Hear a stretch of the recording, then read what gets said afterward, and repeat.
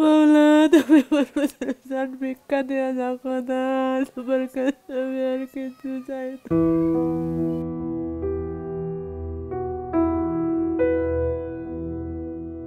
পৃথিবীর সবথেকে মধুরতম শব্দ কোনটি? সবথেকে প্রিয় সম্বোধন? নতুন করে বলার প্রয়োজন আছে কি? মা শব্দটির মধ্যেই লুকানো আছে অপার্থিব এক গভীরতা, অপরিসীম এক দায়িত্ব আর মমত্ববোধ।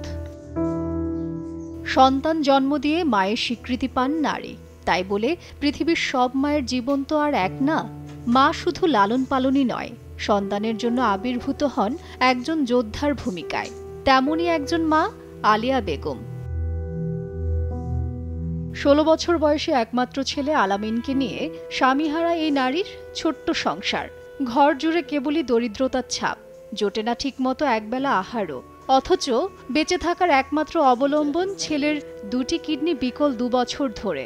দোনো কিডনি ড্যামেজ হয়ে গেছে, হেনে গেছে মতন হ্যাঁ পার হারা হয় যে ডায়ালিস দিছে। নহন কয় এরা সারা জীবন এই ডায়ালিস করতে হবে, নাহলে আপনি কিডনি পাল্টান।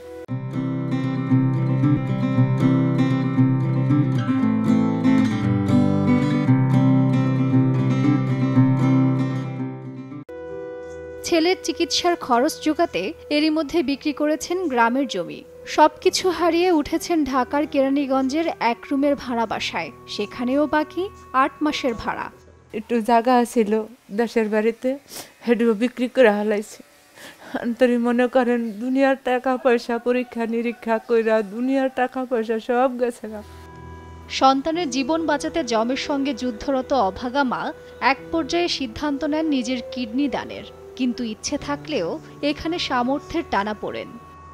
আমি ডাক্তারকে লাগে বলছি আমার কিডনি দিয়ে পরীক্ষা করছি, হ্যাঁ সে আমার কিডনি ভালো আছে নাকি দেখেন। হারা বলছে দিতে পারবেন। আর আমি চাই যে আমার ছেলের আমি কিডনি দিলে আমার ছেলে যদি বাচ্চা থাকে তা আমার আর কোনো আফসোস নাই, আমার আর দুনিয়াতে আমি কিচ্ছু চাই না। এক জীবনে মানুষের সকল স্বপ্ন পূরণ হয় না, এই তো স্বাভাবিক। তাই বলে টাকার অঙ্কের কাছে হেরে যাবেন মা? এই কি তবে পৃথিবীর নিয়ম? মায়ের চোখের জল পৃথিবীর কোনো সন্তানের জন্যই মঙ্গল বয়ে আনতে পারে না। কিন্তু ভাগ্যের নির্মম পরিহাসে মাকেও কেঁদে ভাসাতে হয় বুক। অসহায়ের মতো ভিক্ষা চাইতে হয় সন্তানের জীবন। বিশেষ এই দিনে মাকে নিয়ে কত শত গল্প, কবিতা, গান, সুখস্মৃতি। কিন্তু এই অভাগা মায়ের চোখের জল মুছে দেওয়ার মতো কি কেউই নেই কোনো হৃদয়বান সন্তান? তাজরিন রিকা, সময় সংবাদ, কেরানীগঞ্জ, ঢাকা।